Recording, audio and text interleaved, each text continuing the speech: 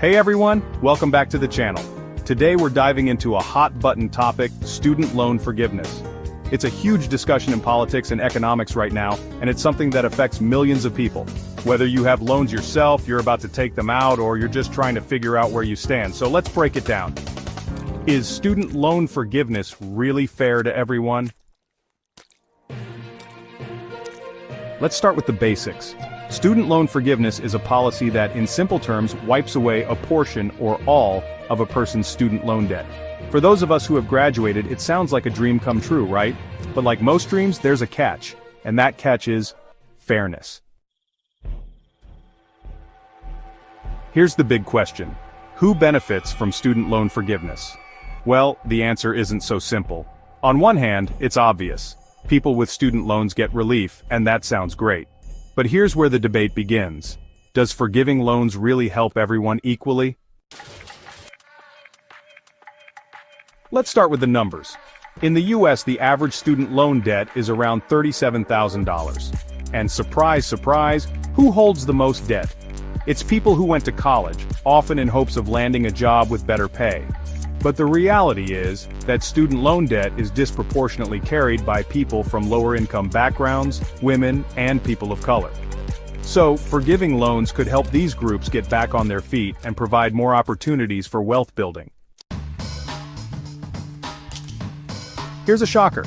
The average student loan debt in the UK is around £45,000. Yep, that's how much the typical graduate leaves university owing.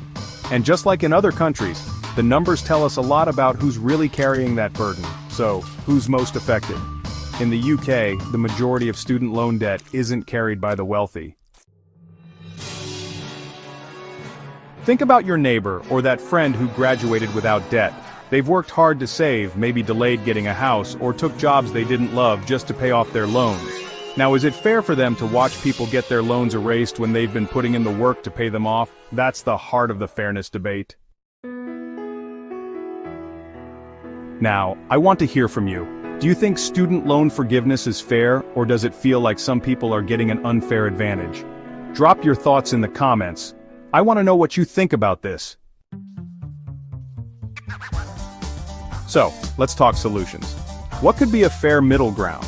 Some people suggest a more targeted approach, focusing on people who went to college but have a hard time finding work in their field, or even forgiving debt based on income.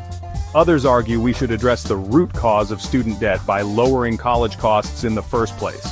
And here's an idea. What if we use this as a moment to rethink the entire way we fund education? Maybe a focus on making college more affordable in the first place would be the real game changer. It's no secret that tuition prices have skyrocketed over the years, outpacing inflation. Meanwhile, wages aren't growing at the same rate. So maybe it's not just about forgiving debt, but also about fixing the system that created it in the first place.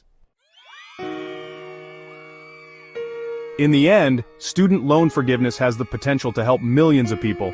But the bigger question is, who should benefit, and at what cost? Will it help the people who need it most, or will it leave others feeling left out and bitter?